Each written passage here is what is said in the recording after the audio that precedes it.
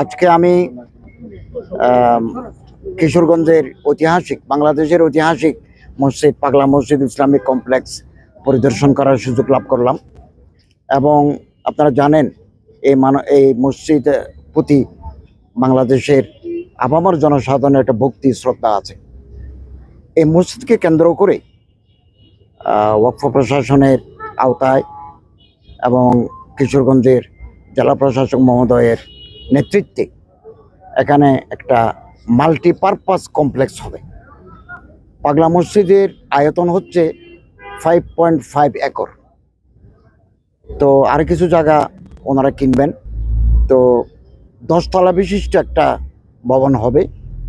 এখানে বহুমুখী কাজ সম্পন্ন করা হবে। প্রথম অনাথ এতিমদের জন্য লেখাপড়ার ব্যবস্থা, ধর্মীয় শিক্ষা, মাদ্রাসা শিক্ষা, একটা সমৃদ্ধ লাইব্রেরি এবং ক্যাফেটেরিয়া, তারপরে একটা আইটি সেকশন,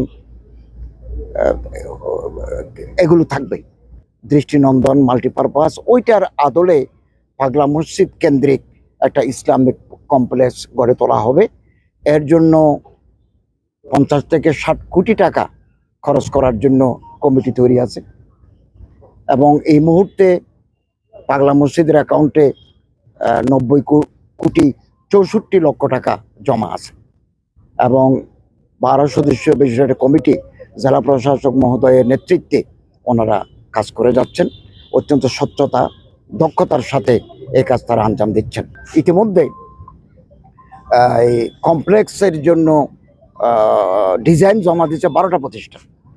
রাজশাহী প্রকৌশল বিশ্ববিদ্যালয়ের একটা এক্সপার্ট টিম পরীক্ষা করে একটা প্রতিষ্ঠানকে ওনারা মনোনয়ন দিয়েছেন। আশা করি জেলা প্রশাসক মহোদয় এবং কমিটি অতি সত্বর ওনাদেরকে কার্যাদেশ দেবেন এবং কাজ শুরু হয়ে যাবে।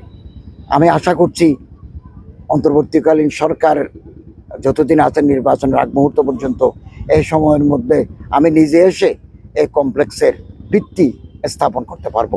এটা আমার প্রত্যাশা। অনেক কাজ এগিয়ে গেছে, কেবল আর একটু গতি সৃষ্টি করা দরকার।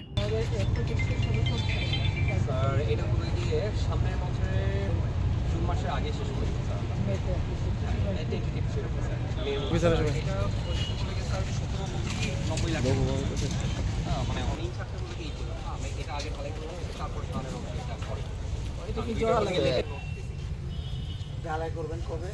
এটা কাল অথবা পরশু আমাদের রেডি থেকে বলে গিয়ে টাইম পেলে ওরা যদি কালকে টাইম দেয় বা পরশু দিন টাইম দিলে হয়তো এখানে জায়গাটা টোটাল কত হচ্ছে 92 ফাইলিং সেগুলো পুরোটাই ফাইলিং এবং স্যার এখানে ফাইলিং করে একটু ডিফিকাল্ট ছিল।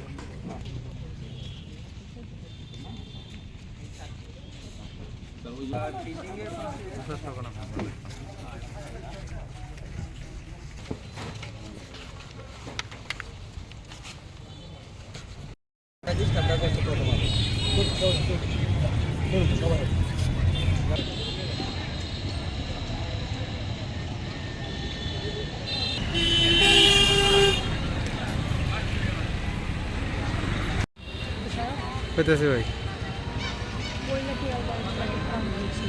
আমার খোলা গিয়ে গেছে।